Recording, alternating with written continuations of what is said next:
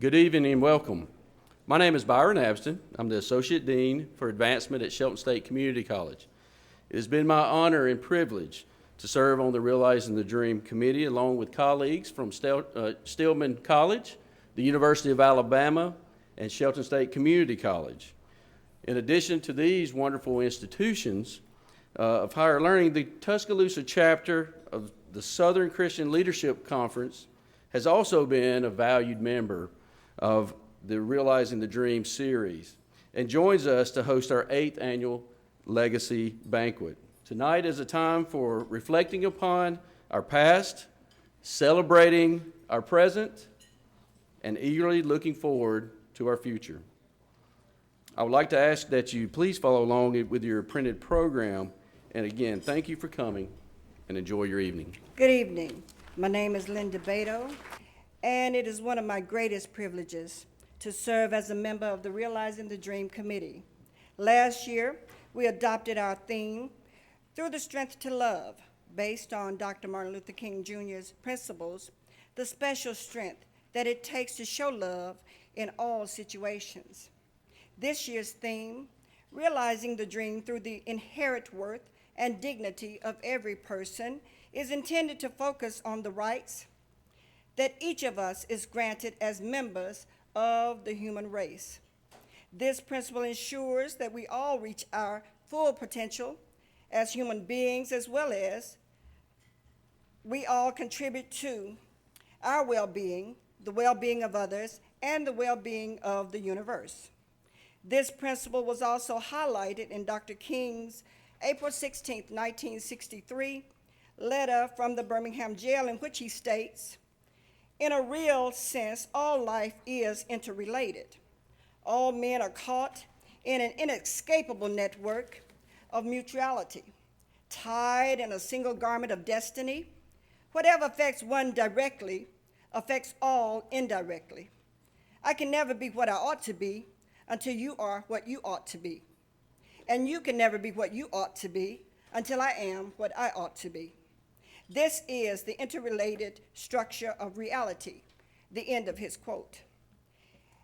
In Dr. King's acceptance of the 1964 Nobel Peace Prize, he remarks that sooner or later, all of the people of the world will have to discover a way to live together in peace.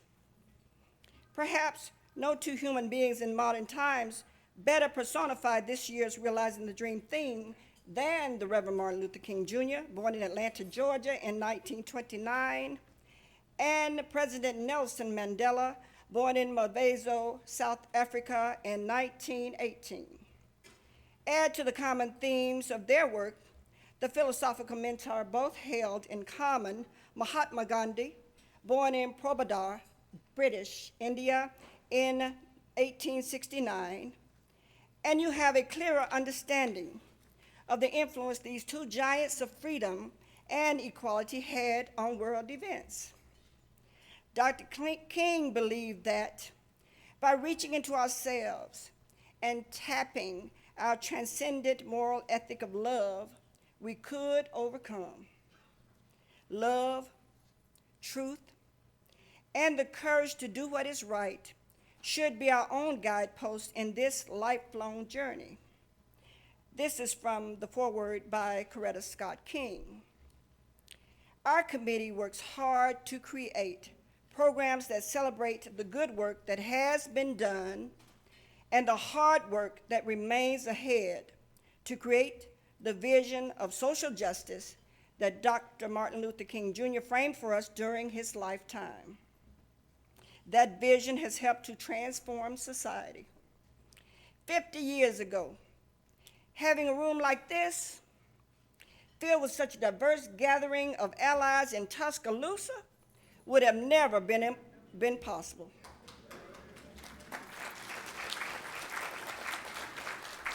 Nevertheless, discrimination still exists in both overt and covert ways. Discrimination is based on race, gender, sexual orientation, nationality, religious background, and political beliefs, takes place both out in the open and behind closed doors. We've come a long way, but we still have a long way to go before the Dr. Martin Luther King's dream really is fully realized. Dr. King said in 1963, in his letter from the Birmingham City Jail, "We must come to see that human progress never rolls in on wheels of inevitability. It comes through the tireless efforts and persistent work of men and women willing to be co-workers with God."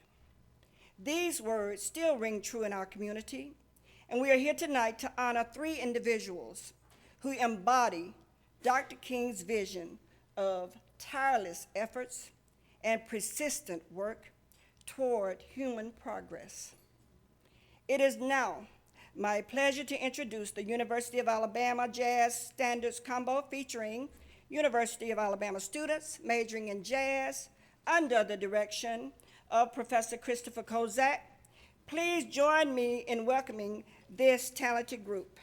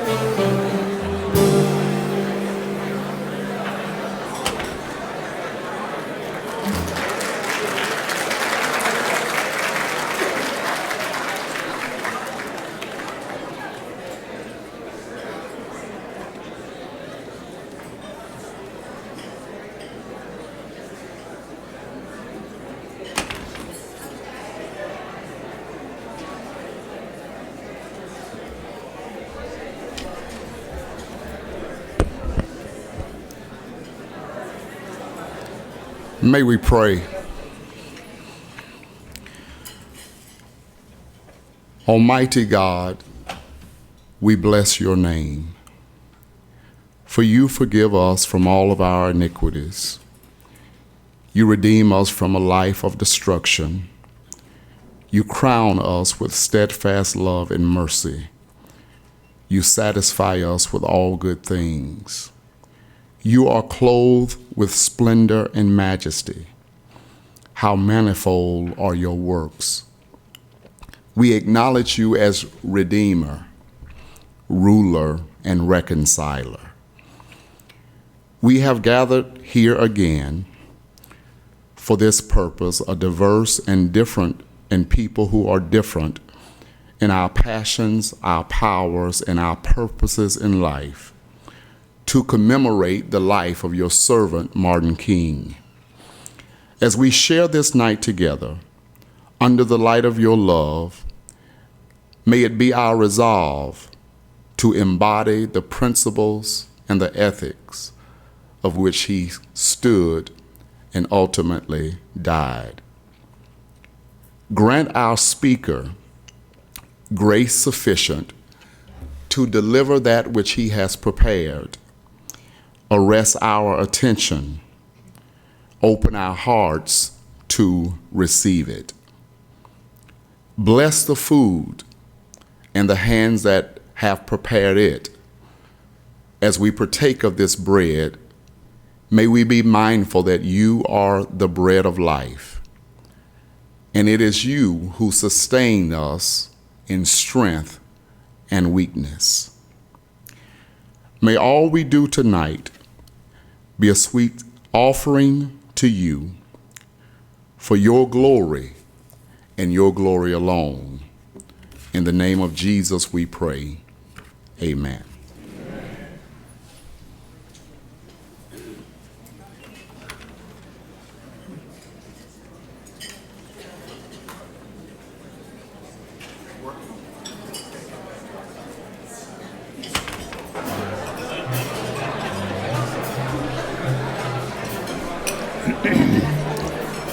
Good evening, ladies and gentlemen. I hope you will go ahead and continue to eat, but we do need to get going on the program. So it is my pleasure. I'm Ed Mullins. I work with Dr. Pruitt in the Center for Community-Based Partnerships, and I'm a former dean of the College of Communication and Information Sciences.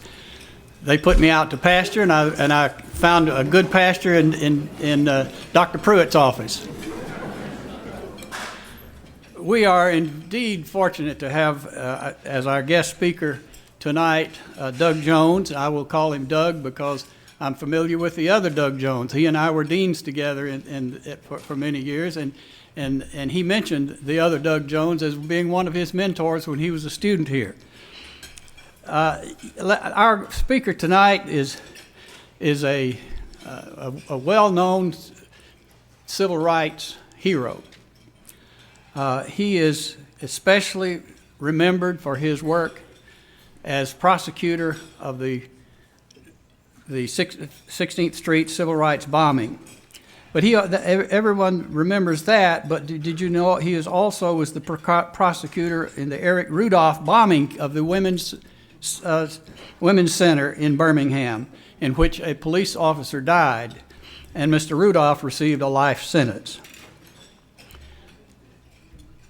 He is active and still working in law with the Jones and Hawley law firm in Birmingham. He lectures across the country and is still interested in the civil rights movement, and he finds interest in the civil rights movement everywhere he goes, among churches, civic groups, and the like.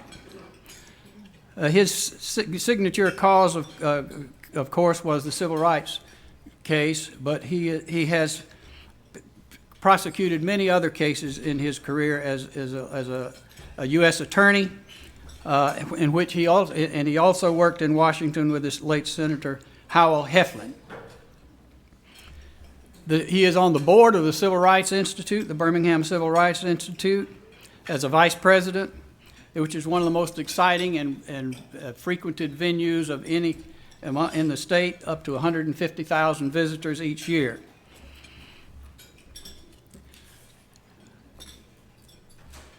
Doug Jones entered UA in the fall of '72, majored in political science. He came to school at the time of the first African American athletes on the various athletic teams. His hometown is in Fairfield, and it is an honor for us to have as our guest the 1976 graduate of the University of Alabama, the '79 graduate of Cumberland Law School in Sanford, the U.S. attorney, who, as I said, who reopened the case and got prosecutions of the 16th Street Baptist Church. In recognition of his civil rights work, the Birmingham Civil Rights Institute awarded Jones the 15th Anniversary Civil Rights Distinguished Service Award. It is my pleasure now to bring to the podium our guest speaker for tonight, G. Douglas Jones.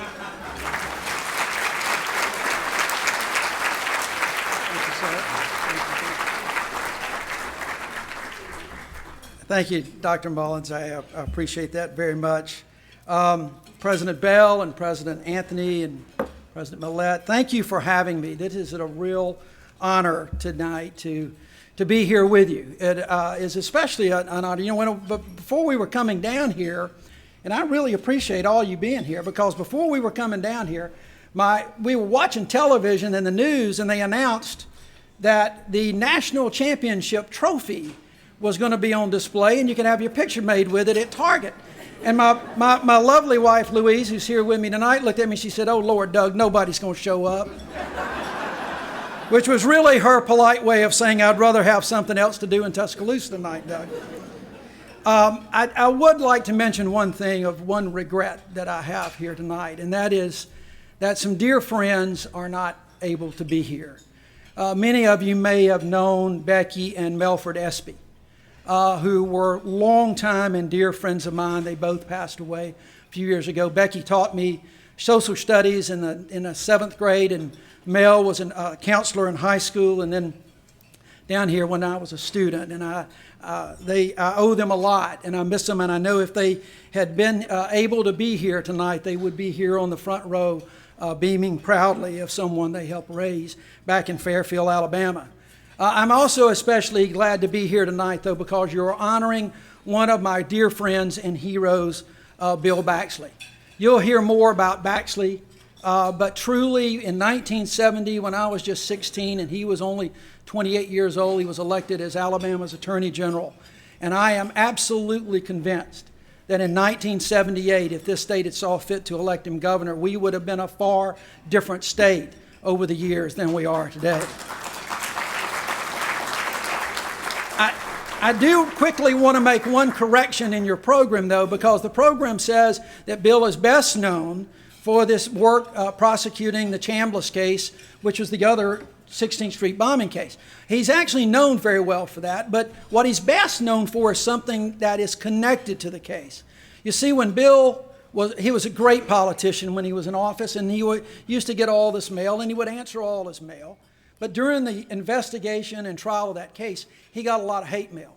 You can imagine in the early 70s the kind of hate mail that came forward to his office. One in particular came in from a guy named Edwin Fields, who was the National States Rights Party president from Atlanta. And Bill showed me a copy of it. It was awful. I mean, it was a 3-page just diatribe about how bad an individual Bill Baxley is. Called him everything under the sun, even including a disgrace to his race for prosecuting these good white Anglo-Saxon Christian men. But Bill, like all the great politicians, responds to his letters. And this is really what he's best known for, because in response to that letter, he just simply wrote, "Dear Dr. Fields, per your letter, in response to your letter of February 10th, kiss my ass." True story, folks, true story. Bill and I travel together a lot.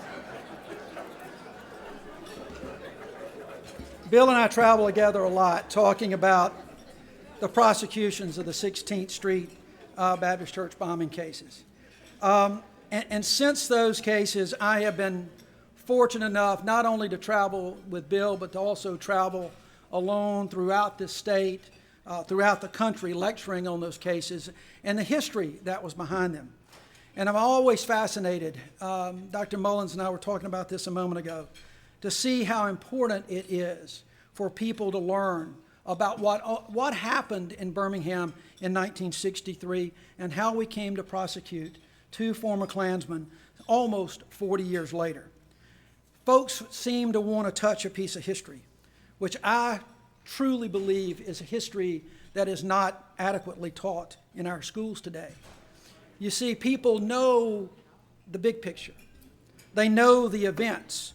They know about Brown versus Board of Education in 1954. They know and have heard about the Freedom Riders in 1961. They know about the Children's March and the fire hoses and the dogs in 1963, and the stand in the schoolhouse door in Tuscaloosa, the March on Washington, and yes, the bombing of the 16th Street Baptist Church. But for my legal team as prosecutors, we had to connect all those events, connect the dots, if you will, to explain why it came to pass that the 16th Street Baptist Church was targeted for a Klan bomb, and maybe even children targeted for death. So let me explain just briefly about that. You see, in 1954, the Brown versus Board of Education decision declared separate schools or unequal schools, and that schools should desegregate with all deliberate speed. And I don't have to tell you the history of the separate but equal doctrine in the schools in this country. Well, that didn't happen. It didn't happen with all deliberate speed. It took decades. And in 1957, Fred Shuttlesworth decided he was going to enroll his children in an all-black high school in Birmingham. But he was met with a mob of white people and beaten. He and his wife both beaten, chased up and down the sidewalks. One of the people in that crowd was an individual named Bobby Cherry.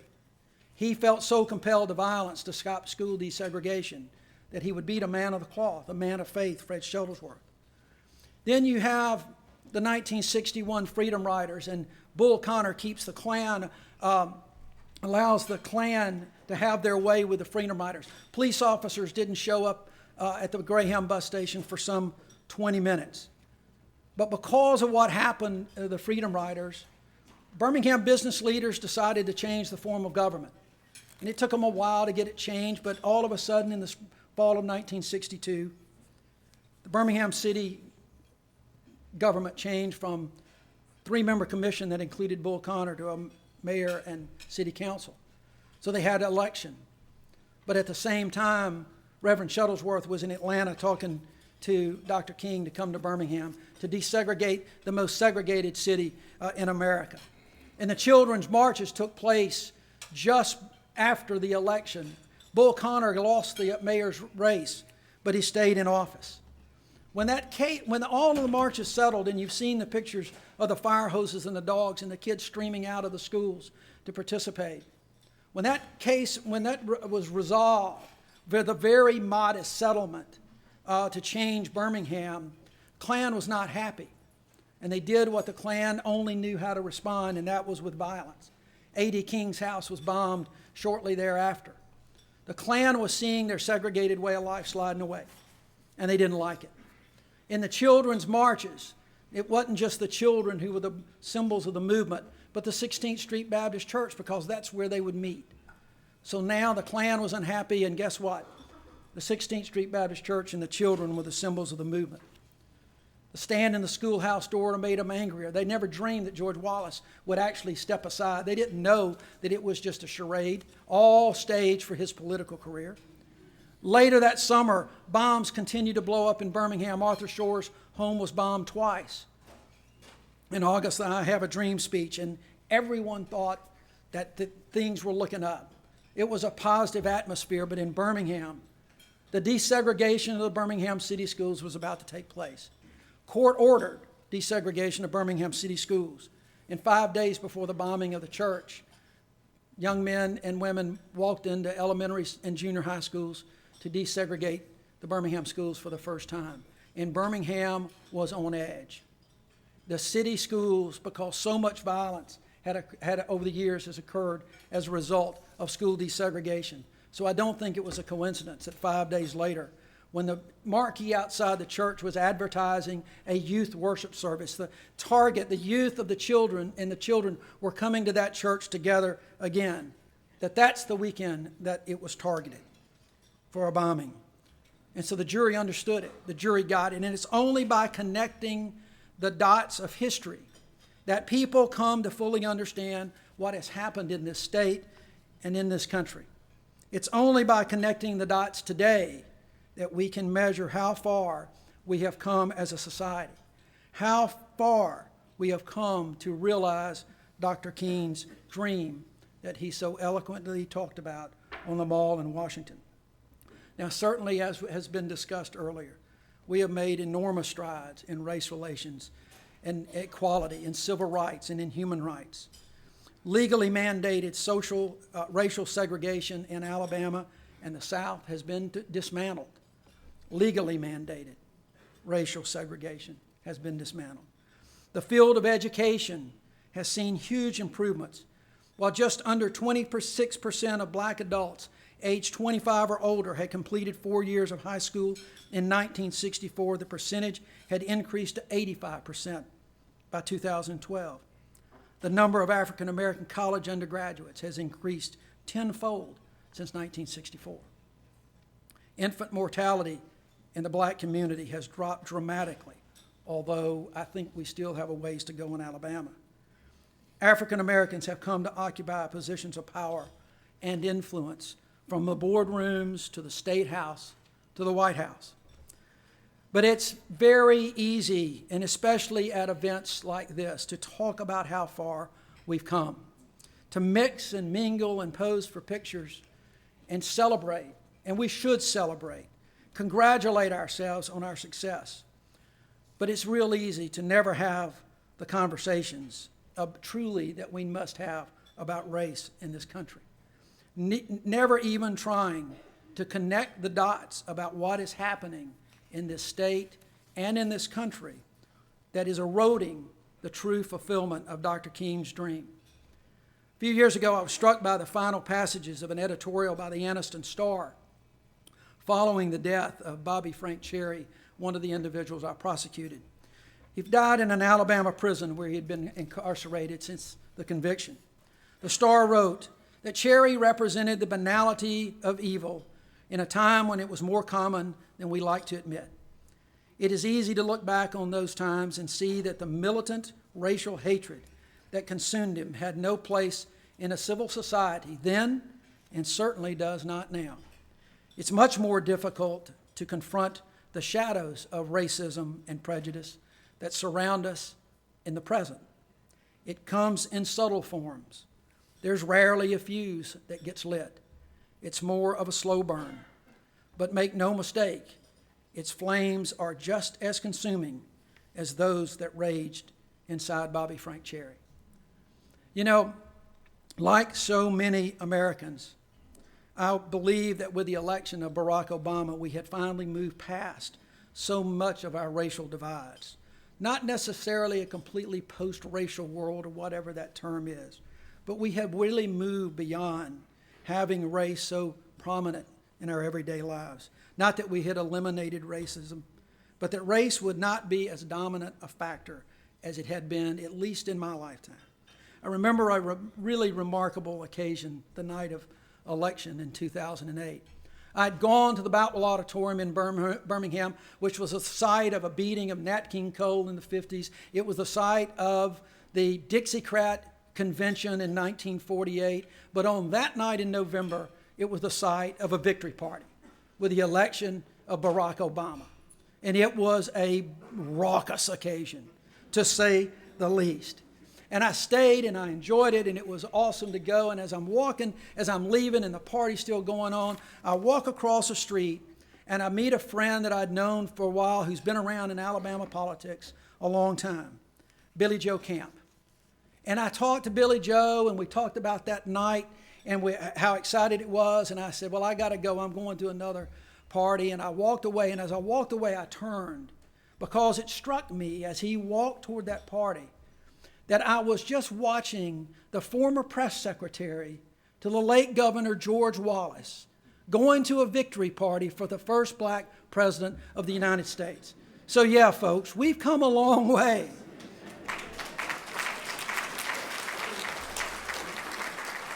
But if there is one thing I have learned from Bill Baxley, and it's really a lot more than that, it's just you kind of just tell things like it is. And unfortunately, the election of President Obama appears what I hope to have been a watershed was really simply a high watermark rather than lasting change. Because with his election and since his election, we have seen a consistent and disturbing erosion of civil rights in this country. It is everywhere, and racial bigotry and prejudice are continuing to rise. You all know it. As we sit here tonight, you all know it. It's not necessarily talked about as much as it should be, but it needs to be, and frankly, it is being talked about more. We have economic disparity, and the wealth gap is growing. Our schools tend to be more segregated today than they've ever been in the last 50 years. Law enforcement and the criminal justice system continue to struggle with racial issues and the training.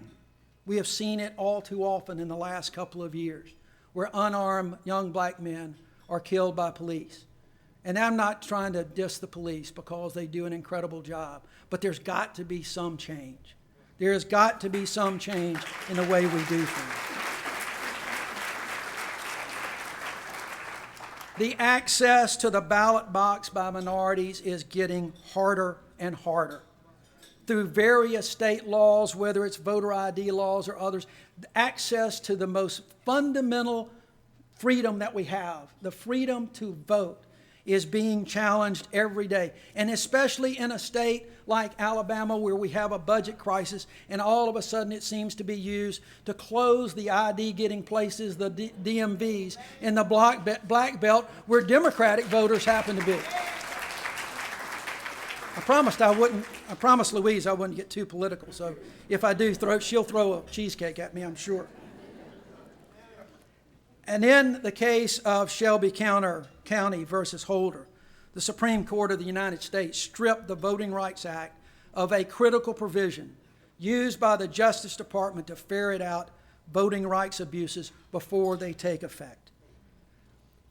And then across college campuses, from one end of the country to the other, minority students are once again finding their voices, are rising up to express their concern and frustration with the racism that they are experiencing on their campuses. Right here in Tuscaloosa, one of your honorees tonight, the second African American to be elected SGA president at the university, has felt compelled to participate in a video to shine a light on the problems that he sees. Now, those problems aren't being taught at the University of Alabama. They're not being condoned at the University of Alabama.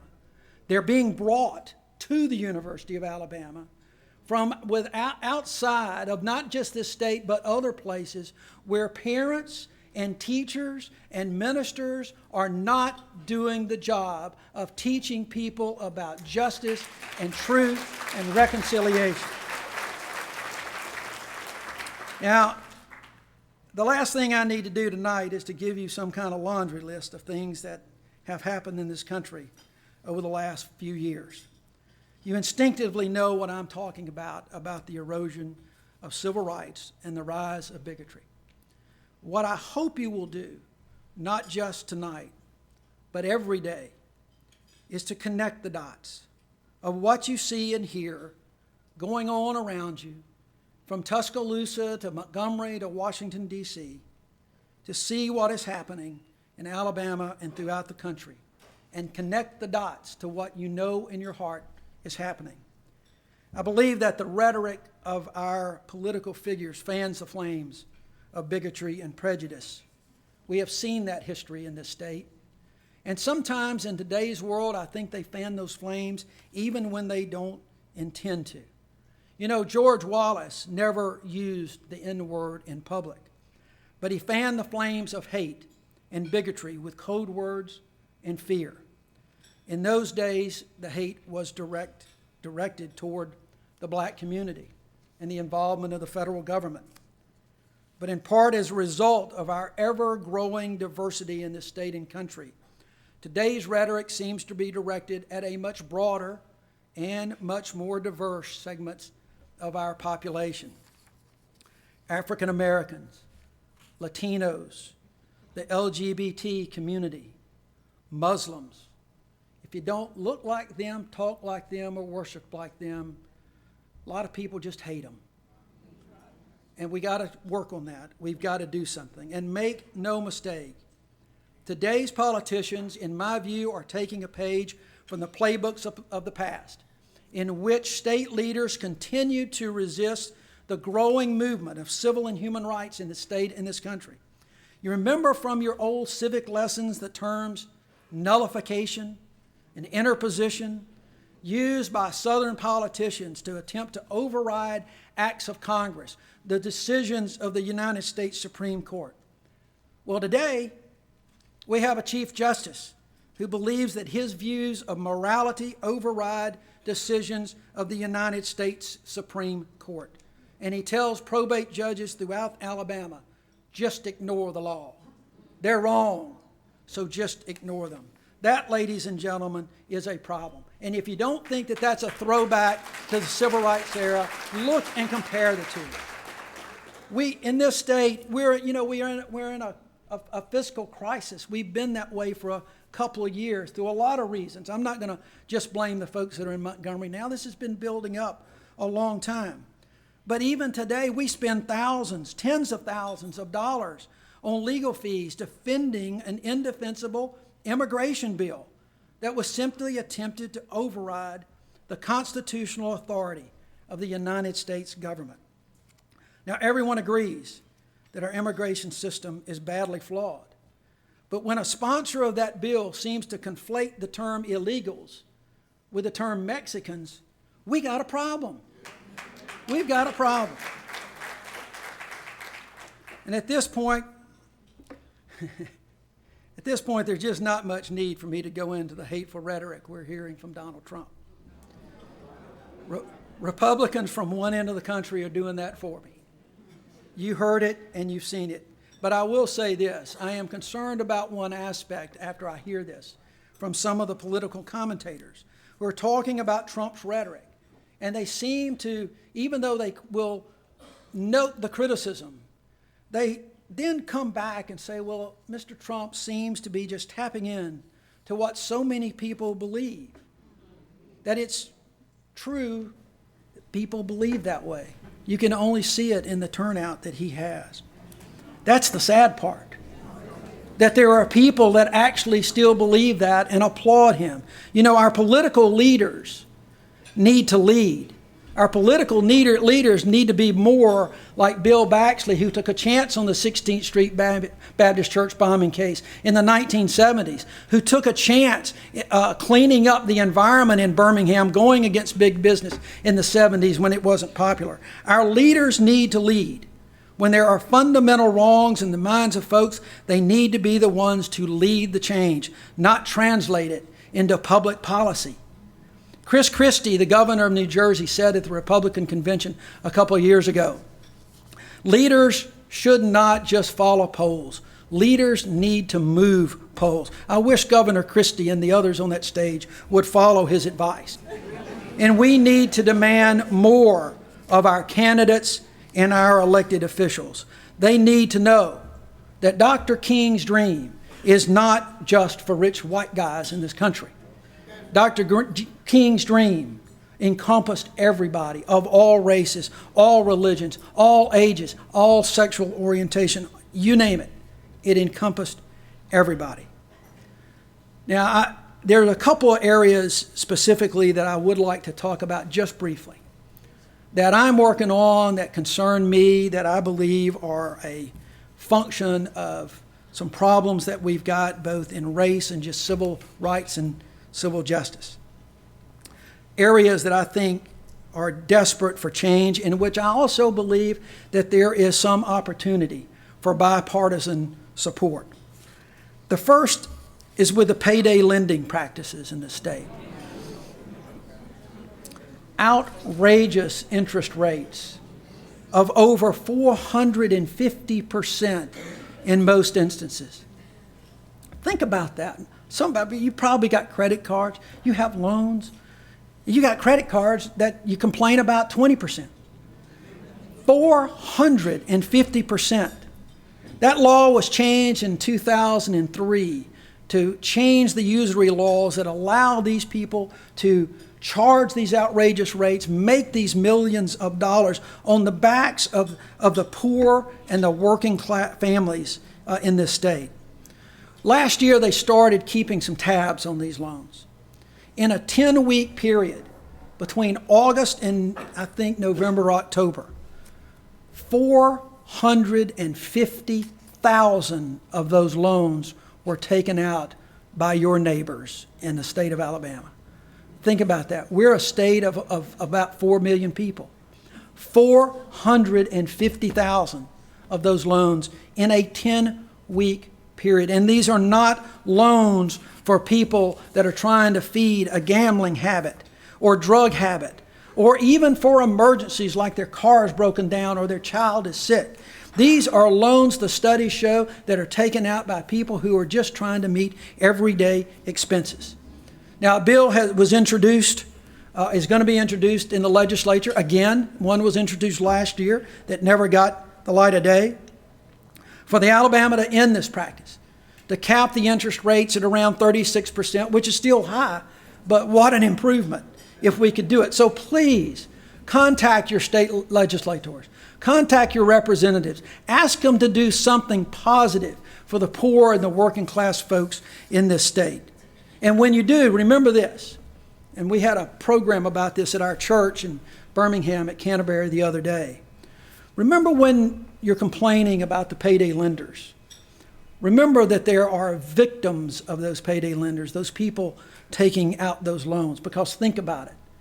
If 450,000 people have to take out those loans to meet everyday expenses, what does that really say about our state?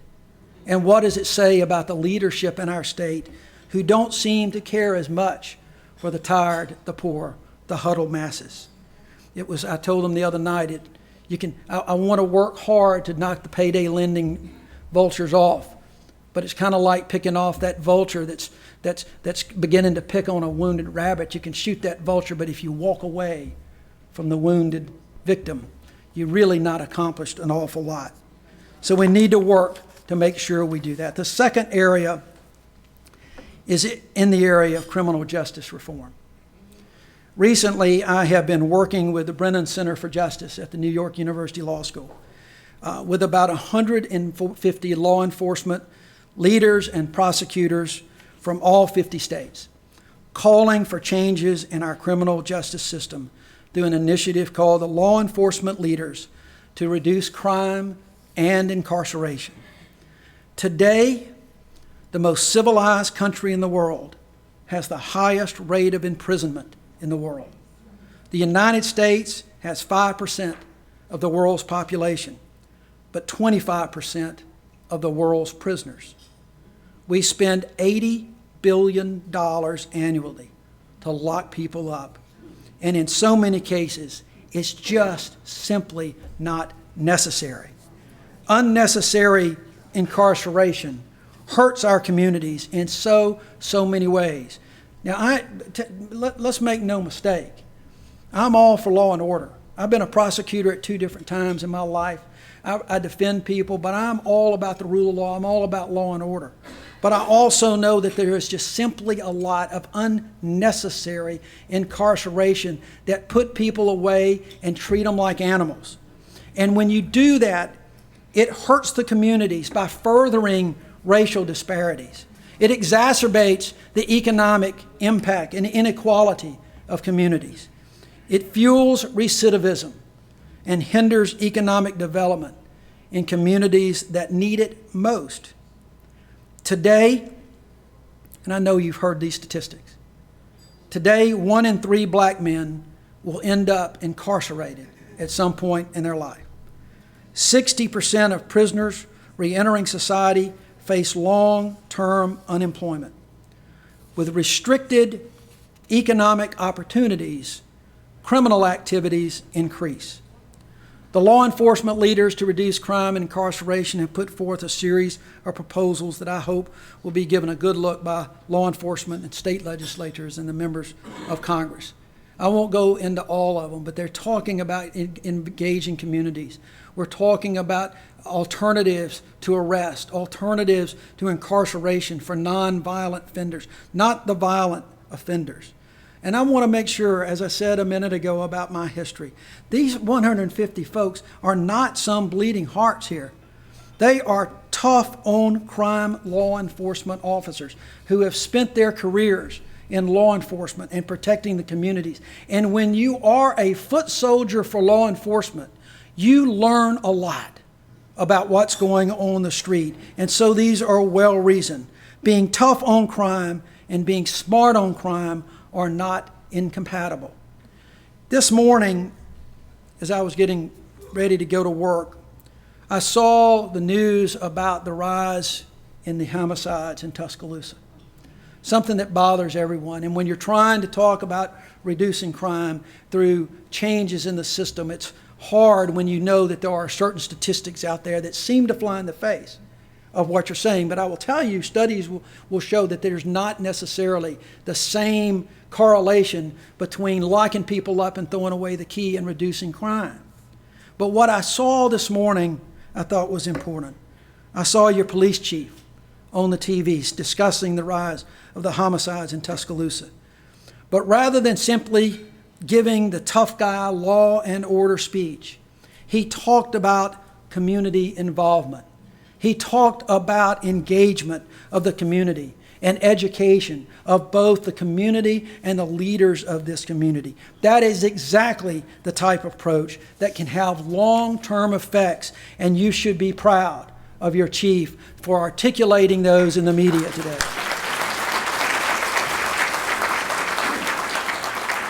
So, ladies and gentlemen, you know, I know our theme is realizing the dream. And so many dreams have been realized, but we have so far to go. For me, I go back to the case that will forever define me. I think it forever defines Bill, because it is more than for us than just simply about history. You know, when a child is killed, scores of other lives are shattered. The loss of those 4 young girls at the church in Birmingham, Alabama, and the 2 boys who died later that day from gunfire in Birmingham created a deep crater of remorse in 1963. It woke up the conscience, I think, of America, the conscience of a president, the conscience of a Congress. But around that well of grief, something incredible has grown. Lives have been saved, and countless more, mine among them, have been enriched. The blast at the 16th Street Baptist Church shook us out of a stupor. It was easy to see that things had to change. It was an alarm to warn about the creep of a smothering darkness that only could be repelled by fundamental change in America. I have learned much from the bombing investigation and trials, from people like Bill, from people like Mary Jolly in the back, Cleo, my colleague at Alabama.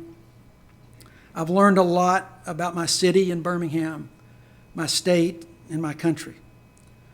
The law, our people, good and bad, the dangerous absurdity of racial prejudice, and the terrorism facilitated by divisiveness. And that, ladies and gentlemen, was exactly what the 16th Street Baptist Church bombing was, an act of terrorism, before that word was really a part of our vocabulary as it is today. In the years since the trials, I have started to realize that we are repeating many of the same mistakes from a half century ago. Sometimes that connection is only evident if you're prepared to look past the mask of dog whistle politics, the posturing about economics, or expose those hiding behind religion and political bluster. At other times, it hits like a sledgehammer, as with the Charleston church shootings in June of 2015. The Charleston church shootings raised an interesting piece that something I want to share. Because as we've talked about politicians and their words, we know that words have meanings, whether you say it or not. The words have meaning. Well, symbols have meaning too. And it took the deaths of 9 people in a church in Charleston, South Carolina, for people to wake up and realize that the Confederate battle flag has no place in this society. And I want to show you something real quick, and I'm about to wrap up. But I want to show you something. For any of you out there who ever are talking to someone who says, well, I don't necessarily agree with taking down the flag because it's really a symbol of history. It's a symbol of Southern heritage. Well, despite the fact that the heritage is Confederate heritage, which seceded from the United States of America, tell them to call me and let me show them this picture, this advertisement from this magazine called The Thunderbolt. It was the newspaper of the National States' Rights Party run by Bill's pen pal friend, Dr. Fields. On the back, this is in June of 1965, and on the back you can see this. There's an ad where you can order Confederate battle flags. This is 1965, and this is the ad. It says, "Fly the Confederate battle flag." The Confederate flag is no longer a sectional emblem. It is now the symbol of the white race and white supremacy. Fly it on your car and on your house. So folks, this is not new that this has become a symbol of hate. And thank goodness Governor Bentley and others have begun to bring that down. Despite my instincts as a lawyer, somewhat as of a political junkie, to declare that I have the answers for anything, I cannot profess at all to have the absolute remedies for the enormous ills that we see. However, the richest part of those girls who died, their richest part of their gift to me, has been an awakening that has connected me to my own personal prejudice, strengths, and weaknesses. A very humbling reality check. And now an invigorating journey towards a greater self-awareness that might not solve the world's problems, but hopefully won't contribute to them. Indeed, and I've told Bill this in our talks, I feel like I've grown more in the last 15 years than I did in my first 45. Searching for winning solutions to these recurring problems, like most everyone else, politicians, street protesters, blog writers, anonymous internet experts, academics, everyone wants to hit a home run or win a national championship. But perhaps it's more productive to take the long view, exactly the way Coach Saban and the Tide football team did recently. It's the kind of approach that we took in tackling the 4-decade-old cold case of the 16th Street Baptist Church bombing. I longed for the big hit, the one big thing to put everything in order, to put it to rest. But truth and resolution weren't going to be established that way. The details had to be linked, the dots had to be connected, and the game contested one play at a time, with everyone doing their part until the very end. Power teams like the Crimson Tide realize that excelling at small ball, solid blocking and tackling, accurate pass routes, sticking with your plan, wins the game, not the fluke on the last second heroics. It's not as sexy. It's not necessarily going to produce a fair result every time. But just as we have witnessed, it's an especially useful strategy when the whole team buys into the concept. You're playing for a winning season, not just the glory of an occasional spectacular victory. So in considering this unique moment today, considering our unique moment in history, a time when we can not ignore our past and perhaps tumble backwards toward the abyss, or truly embrace its lessons and take a step away from the lingering dangers. The choice for me is clear. In my personal life, my hopes for this country, my hopes for my family, my children, my grandchildren, my hopes for this country is to play the small ball, get the little things right, and hopefully others, just like everyone in this room, will also join the team. As a team, we can win. As a team, we can defeat the prejudice that we know is going to exist regardless of what we do. That's the goal. And at the end of the day, we're all in this together. We are all in this together, and our state is becoming more diverse. And if we don't remember the lessons of history, we will be doomed to repeat them. So thank you for allowing me to be here tonight.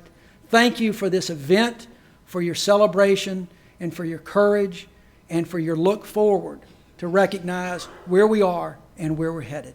Thank you very much.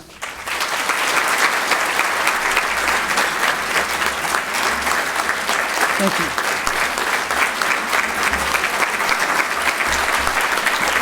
Thank you.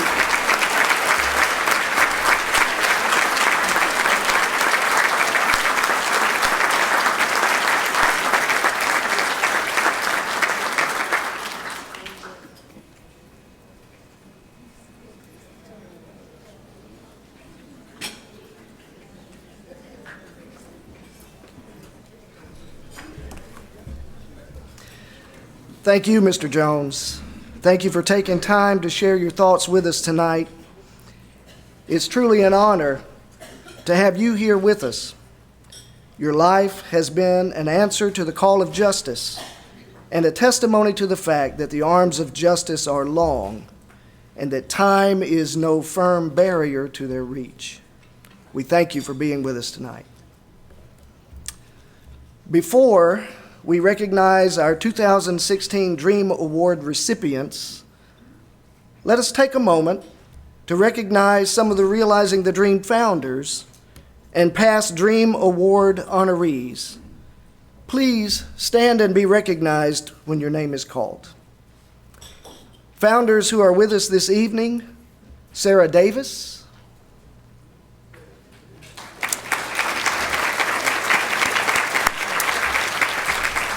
Mary Jolly,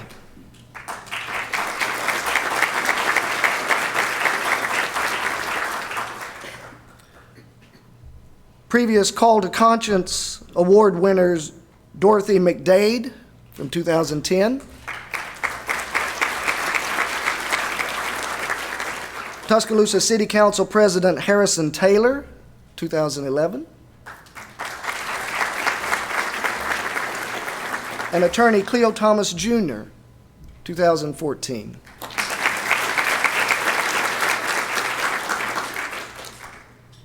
Previous Mountaintop awardees: T.W. Linton from 2009.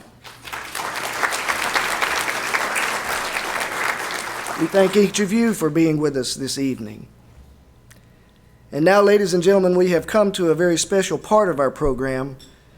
At this time, awards will be given to honor 3 outstanding citizens for their contributions to the community. These individuals epitomize the ideals of Dr. Martin Luther King, Jr. Thanks especially this evening to the efforts of Max Shores and the Center for Public Television and Radio at the University of Alabama for creating this video in which we present these award recipients in their own words.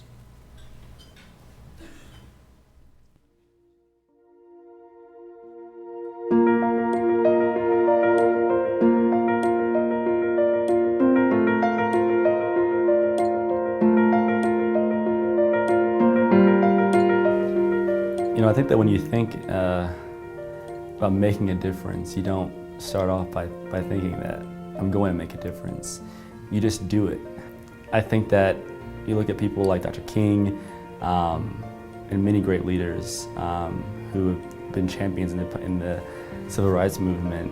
They didn't start off, by saying I'm going to be that person for this movement. it just kind of happened upon them, and it spoke to the leadership. And so for me, I'm very honored and fortunate, to be in this position. But it's something that I did because it needed to be done.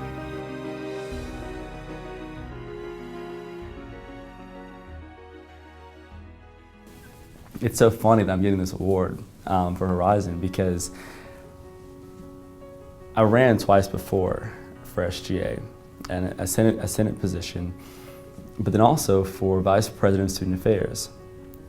And when I ran for Senate, I didn't know who to go to as a freshman, but I lost that election, and I lost bad, I'm not gonna lie. But I learned from the mistakes, and I looked at myself and I said, Elliot, where do you see yourself next year? Do you want to try it again? And if so, who do I need to contact to be successful? And so I did a lot of history on Alabama and the SGA, and of course I found Cleo's name. And I called him up my sophomore year before I ran. He answered the phone and I said, hey, Mr. Thomas, I'm Elliot Spillers. I want to run for Vice President of Student Affairs. I don't know how to do it, what I need to do to get there, but you won the SGA presidency and I need your wisdom. And he says, I'm so glad that you called me. I'm actually going to be in town, Tuscaloosa, for the Realizing the Dream event, and I want you to come with me. And so he invited me as his guest. I get there and I sit at his table, and we're all sitting there at the dinner table, and he's getting his award.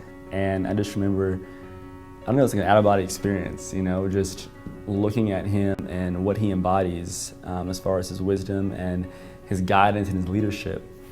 And I'm listening to his speech, and I hear him say, we as a university have gotten so far, but I look at the SGA and I see that it's an issue that I have been the only one to get this position.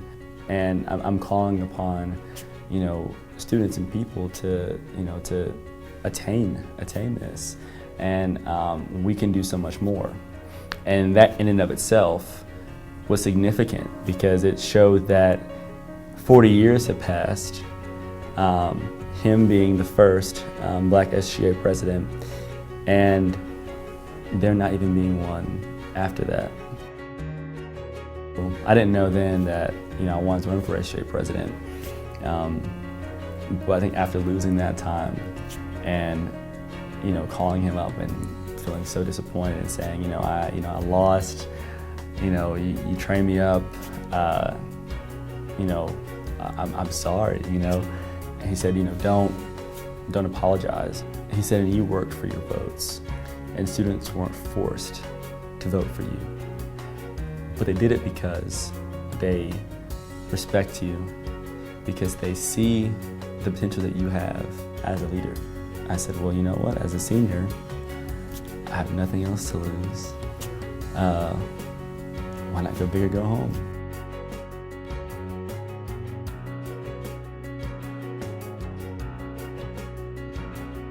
You don't think about the things that are going to affect you along the way, because you're so ingrained in seeing the vision realized that it doesn't matter.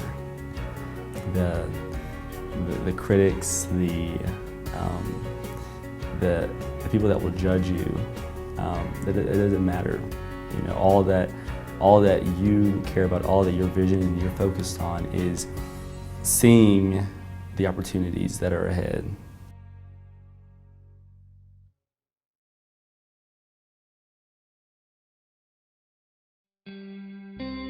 This was a generation was willing to stand and give their lives for the cause.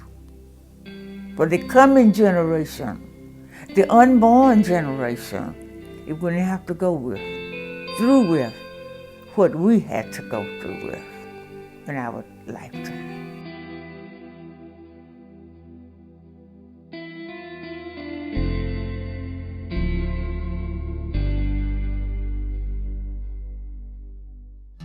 we were having mass meetings. That picture of St. Matthew Church right there. As soon as the meeting was over, this man come running into the church asking where was Dr. King.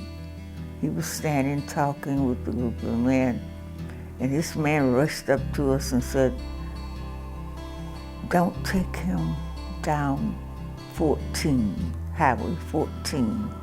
We said, "Why? What's up?" And he said, "The Klans are down there. They know that Doc is here." He said, "So you better not take him down that way."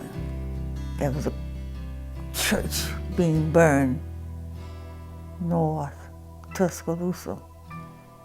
We couldn't take him that way. Down 69 South, the St. Paul Baptist Church was on fire and was burning down. The Klans was setting our churches on fire. To keep him in here, we brought him in this house because this was a rental house, and at the time it was empty. And he was just so tired, he just stretched out on the bed until about 4 o'clock that morning. And we guarded the windows, the doors, all around. Men had guns and all around the house. About 4:30 that morning, we woke him up, and the men drove him down to Highway 80. So he was going into Uniontown and on into Selma and on into Montgomery.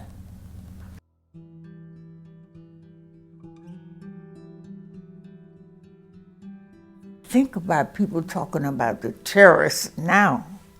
We know terror.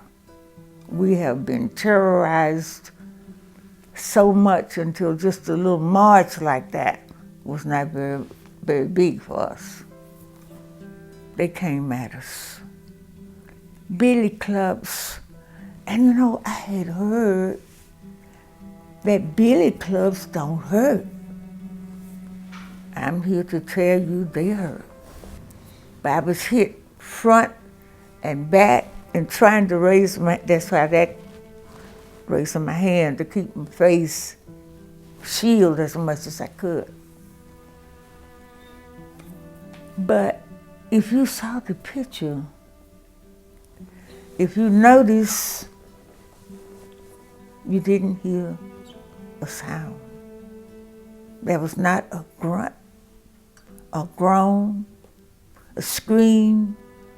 You could only hear billy clubs against flesh. Nobody cried out because we were taught not to.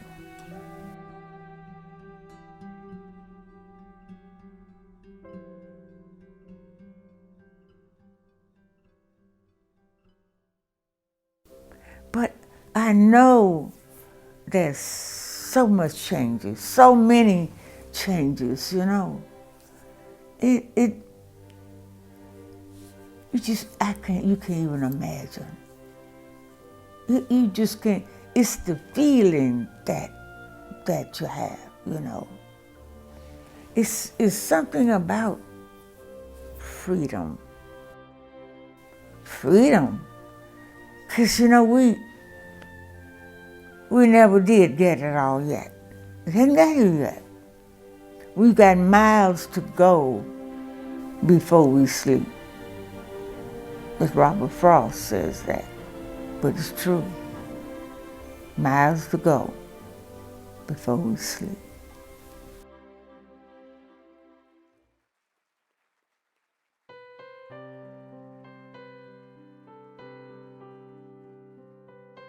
I don't think that I ought to be mentioned in the same paragraph as Dr. King, because he was a true hero, and what he did, what I did, mine is a speck compared to the courage he showed and what he did. And but he was somebody that I looked up to most all of my adult life since I was a teenager, since the bus boycotts.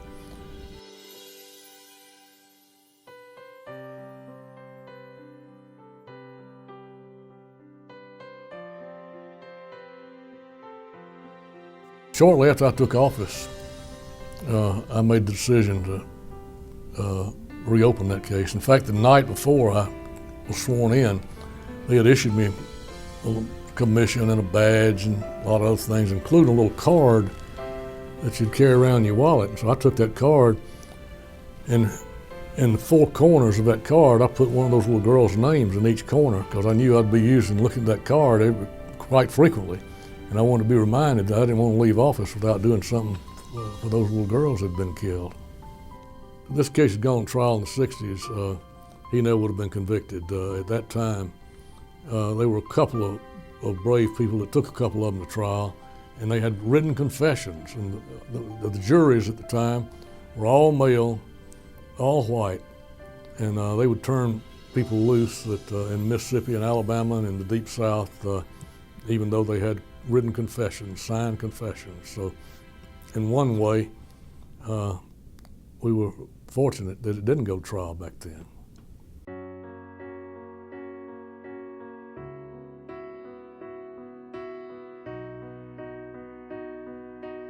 You know, people seem to want to hear a story like what happened to Saul on the way to the road to Damascus when he became St. Paul. I had some vision, but that didn't happen to me. I always felt the way I did, and I try to figure out why.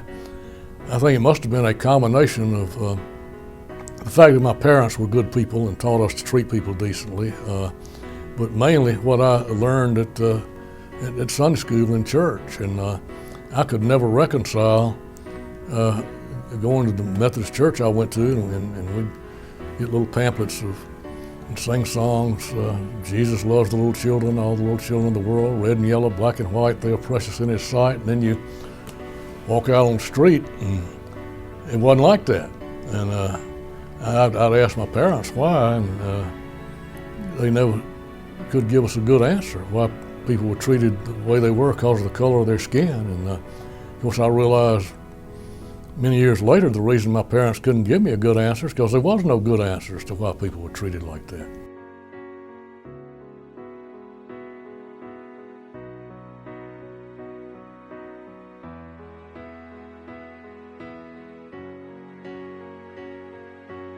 Well, there is no question that we have made great strides. From the time I was in college to now, it's like being on a different planet.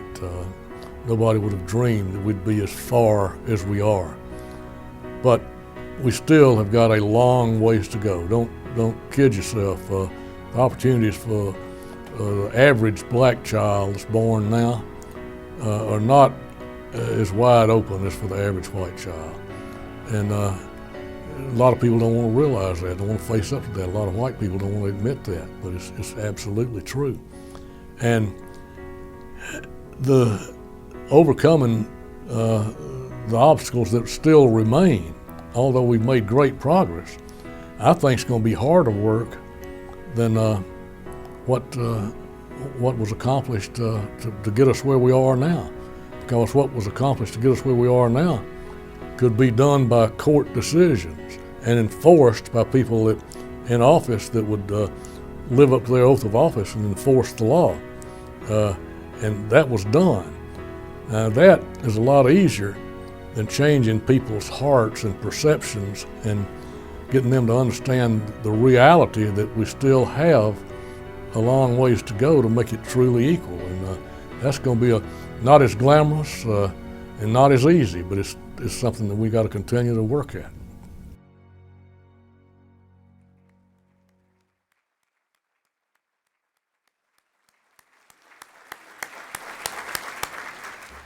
At this time, we'd like to invite the president of the local chapter of the SCLC, Reverend Tyshawn Gardner, University of Alabama President Dr. Stuart Bell, Shelton State President Dr. Cynthia Anthony, and Stillman College President Dr. Peter Millett to please come forward to be part of the award presentations.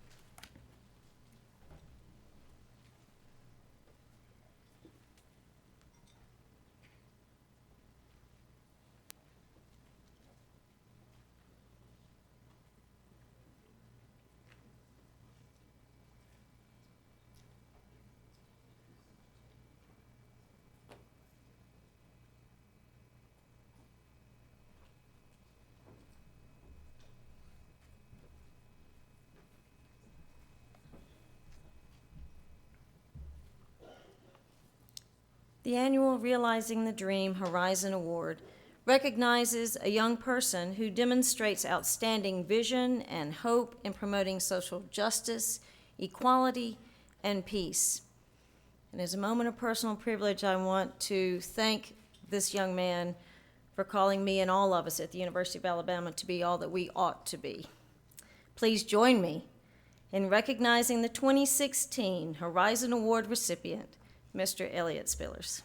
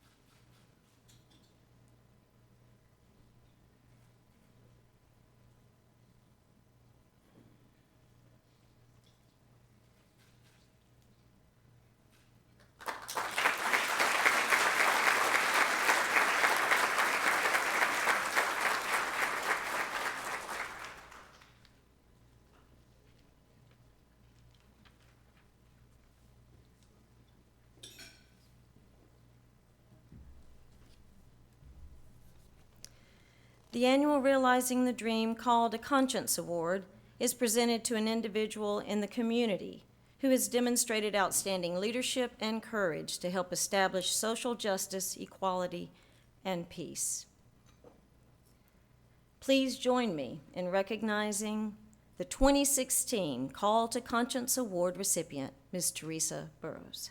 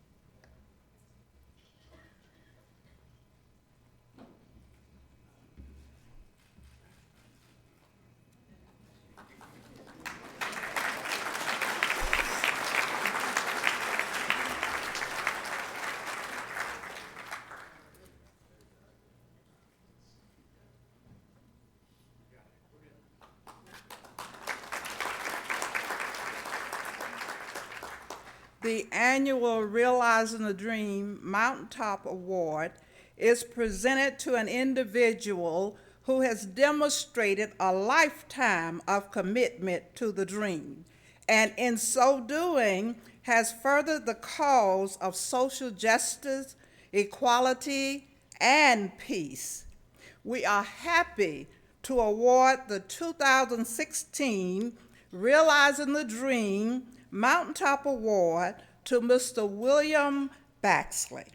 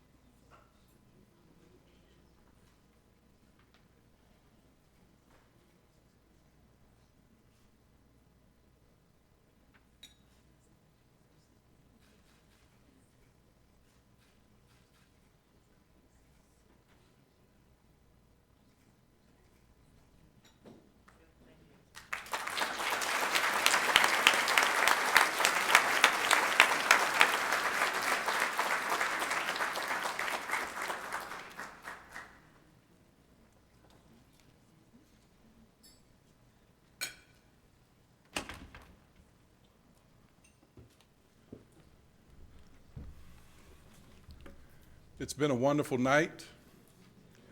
And as Elizabeth Taylor told her 8 husbands, I will not hold you long.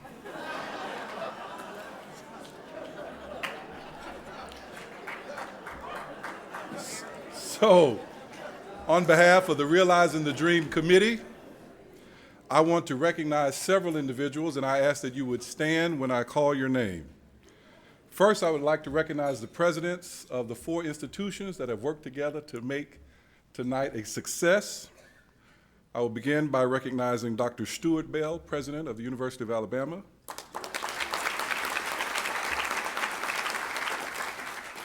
Dr. Cynthia Anthony, interim president of Shelton State Community College. Dr. Peter Millett, president of Stillman College. I also recognize the Tuscaloosa chapter of the SCLC, beginning with its past president, Reverend Roy Ferguson, who is the pastor of St. John Baptist Church. Reverend Ferguson helped create this event back in 2009. Now I would also like to recognize the newly elected president of the SCLC, Reverend Tyshawn Gardner, pastor of Plum Grove Baptist Church.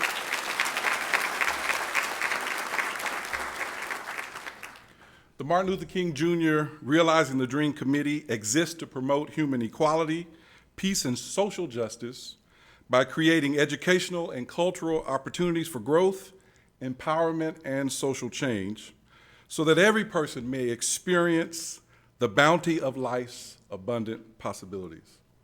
Now I would recognize the members of this committee, beginning with the chair of the committee, who is the vice president of community affairs at the University of Alabama, and that is Dr. Samori Pruitt.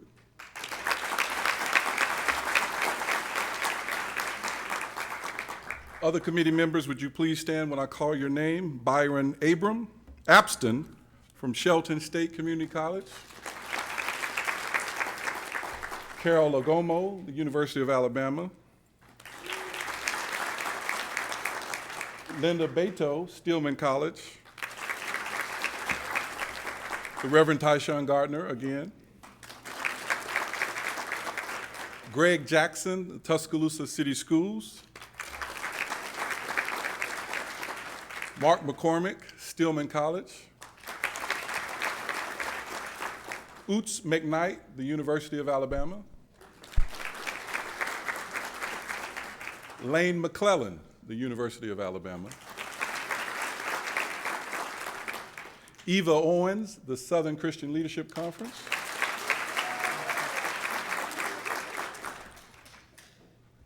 Norquinta Reeves, Shelton State Community College. Greg Singleton, the University of Alabama. And Charles Skip Sneed, the University of Alabama. Finally, I say thank you to Attorney Doug Jones and to all of the award recipients. You may applaud again.